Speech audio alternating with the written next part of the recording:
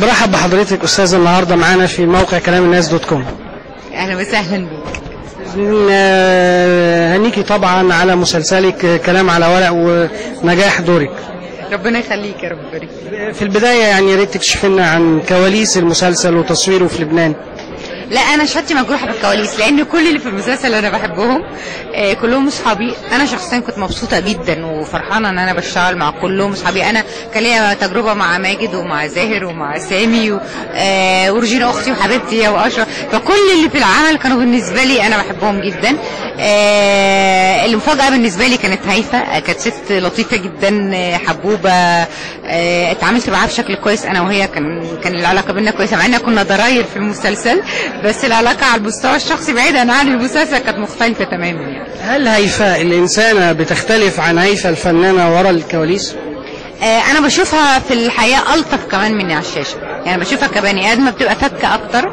يمكن رهبه الكاميرا كلنا بيبقى لنا رهبه في الكاميرا، ما تبقاش انت يعني لو انت بسيط ما تبقاش بسيط قوي، بتبقى على حسب الدور.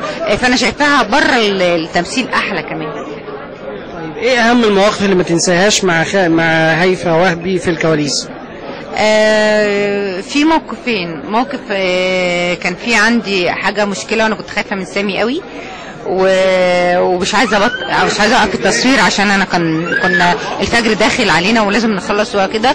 وبعدين راحت هي قالت لي انا هعمل ان انا اللي متضايقه وكده وزي ما تيجي بقى ومش عارف ايه. فكانت شعرها داخله في عيني ومش عارفه اعمل ايه ولازم اكمل المشهد. فراحت هي عامله ان هي وقعت، ان هي بصراحه يعني وقالت خلاص يا جماعه ومش عارفه ايه، بس انا اعترفت لسامي بعدها يعني. ايه الموقف الثاني؟ طيب ده الموقف الاولاني. الموقف الثاني ان انا مش ليا بقى، لينا كلنا في الفينال لما فجرتنا ونطت في التفجير من الانابيب، فوقعت يا حرام على رجلها، كل ركابها ورجليها كلها اتعورت.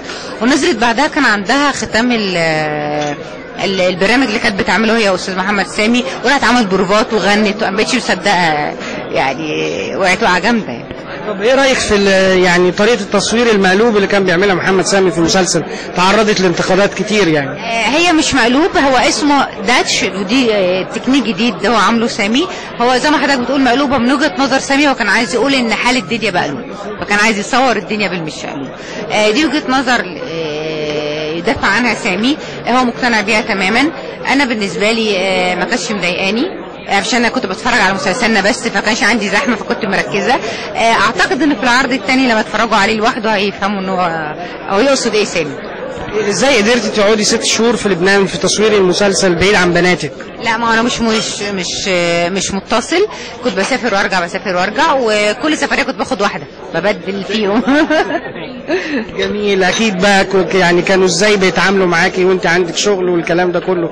ما كانوش بيتضايقوا احيانا؟ لا خالص، دول لطاف ويا مامي التصريحه دي حلوه، ويا مامي البسي كذا، بالعكس يعني في نفعوني يعني. وشكلك يعني 3/4 الشكل اللي طلع حلو ده هم السبب فيه يعني. طبعا كان معانا مهبركه ستايلست هايله وسما نواثق فيه، بس هم كمان ارائهم كشباب. حتى ما ساعات تقول لها لا ما مامي حلوه كده، وتقول لها تمام لا نغير ده، وكانت ما بتقول لها اوكي.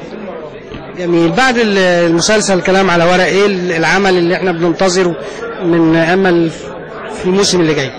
هو انا مرعوبه السنه دي، انا عندي ورق الحمد لله كتير، بس انا عايزه انقي حاجه كويسه.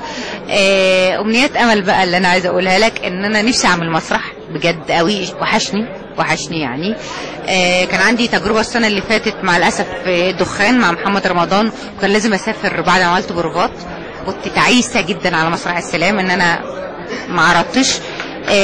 يا رب ان شاء الله السنه دي اعمل مسرح حاجه كويسه، ده اللي انا نفسي فيه انا من جوايا.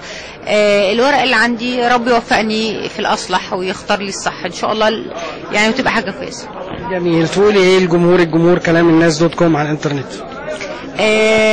اقول لهم ان احنا من غير كل حاجه، ان انتوا اللي لكم الحكم من الاول والاخير.